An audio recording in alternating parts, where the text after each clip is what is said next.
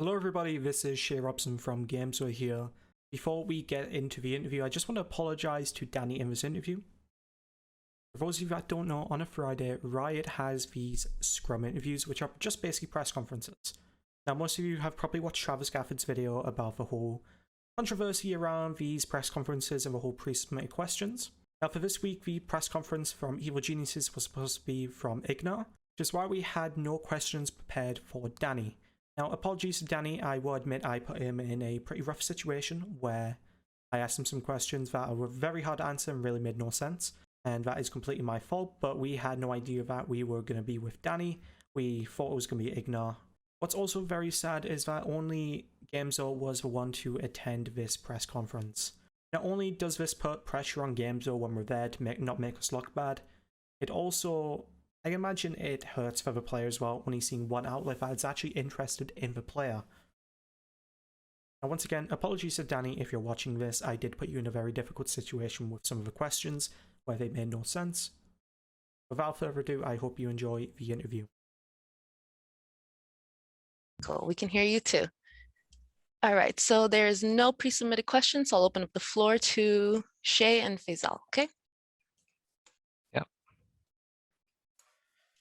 Hey, first of all, that game was quite an interesting game.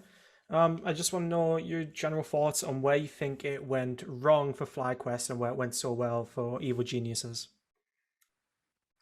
Uh, to be honest, I don't really know because most of the stuff that happened was on the top side of the map. We didn't really do anything bot. But I do know that we called to bait the TP from LeBlanc when we were diving bot. So our plan was to just get her TP and then try to back out and then transfer our pressure to the top side of the map so that they had no play, if that makes sense.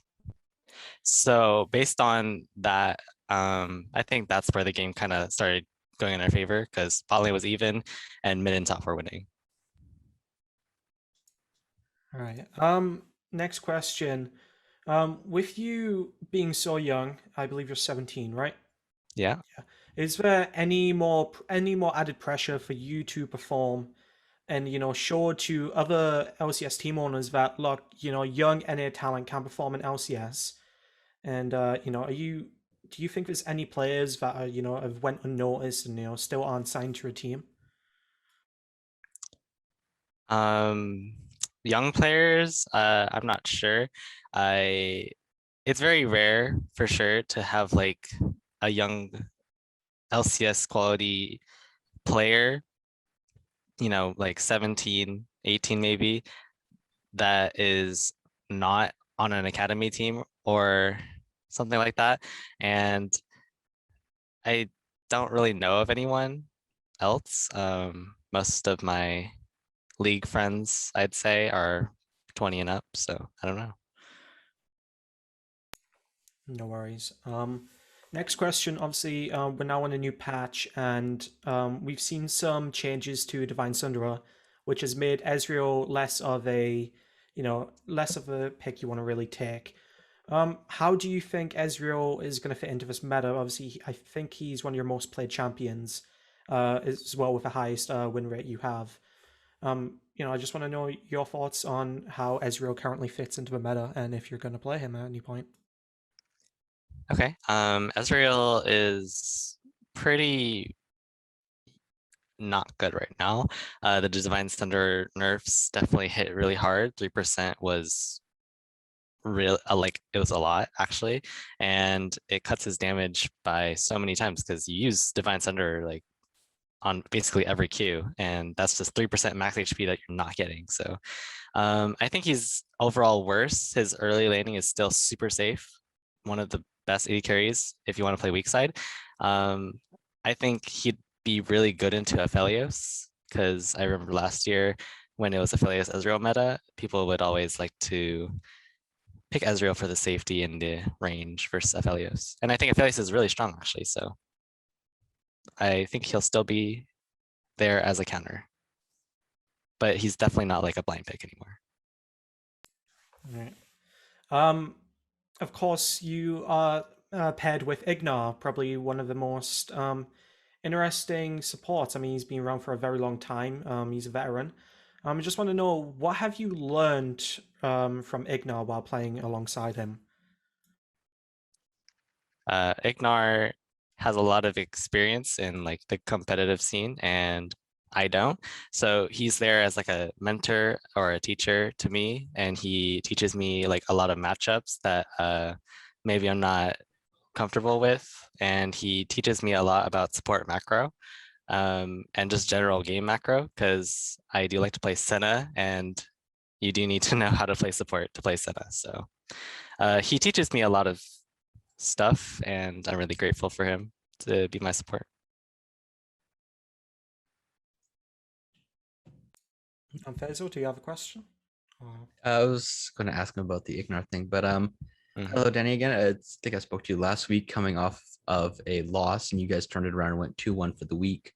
Starting the week out with a win, does that change the mentality of the team saying, instead of, oh, you're desperate for a win for the week so you can like come out feeling a bit better? Or do you guys feel like you have nothing to lose and you can feel like you can do anything, you're on top of the world?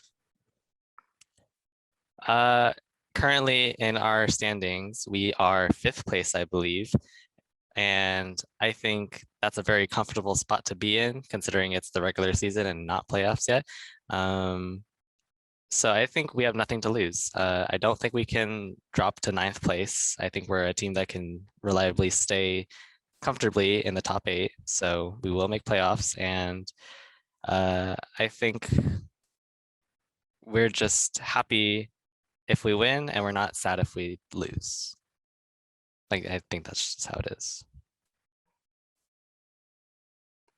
Okay, that's the only question I had I could think of off the top of my head. Thank you.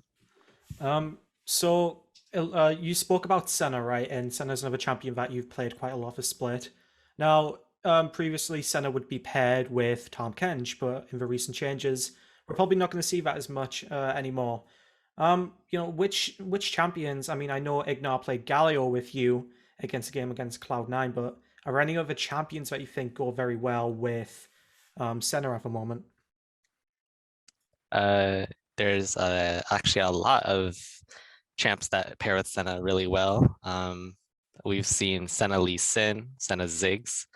No one's played Senna Karma yet, I believe. And I think that's a really strong combo. Karma's usually banned though, so yeah. Senna Galio, obviously, Senna Set. There's just a lot of pairings, not just with Senna Tom Kench.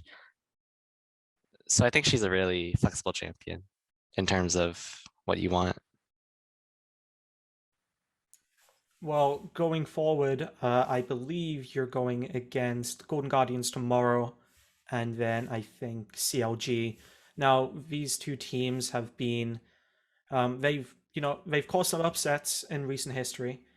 Are you nervous against going against these teams? Obviously, they're towards the bottom of the standings, so are you prepared? Are you guys underestimating them, or you just, what's your overall thoughts on those teams and how you're going to go against them? I think we shouldn't underestimate them. Obviously, they are an LCS team. They can be good at the game if they want to be. And I think that with our win against FlyQuest being pretty chill, pretty calm, pretty pretty consistent, I'd say, or above that. And they're generally considered one of the bottom teams. I think that could happen with CLG and GGS as well. So I don't think I'm worried to play versus them, but I'm definitely not gonna like think, oh, it's a free win, we're gonna go 3-0 this week. So definitely not keeping our guard down. All right, my final question is, are there any other champions that in the bot lane that you have been wanting to play but haven't had a chance to play yet? I think I've played most of the champions that I really like to play, like the Kaisa, the Ezreal, and I recently played Aphelios, Senna, and Samira. I've played like all of them. But a champion that I like really want to play but haven't gotten the chance to is Callista. I think Clissa's really good in the meta right now, especially considering it's super bruiser and close range fighting. She's really good at that, and she has really good synergy with most supports as well. All right, thank you. That's all my questions for today. Thank you. All right, Is- so that'll complete the rest of our scrum. Yeah, thank you, Danny, for answering all of our questions. We really appreciate it. Yep, thank you. I can leave now, right? Yeah, I'll end the meeting. Okay.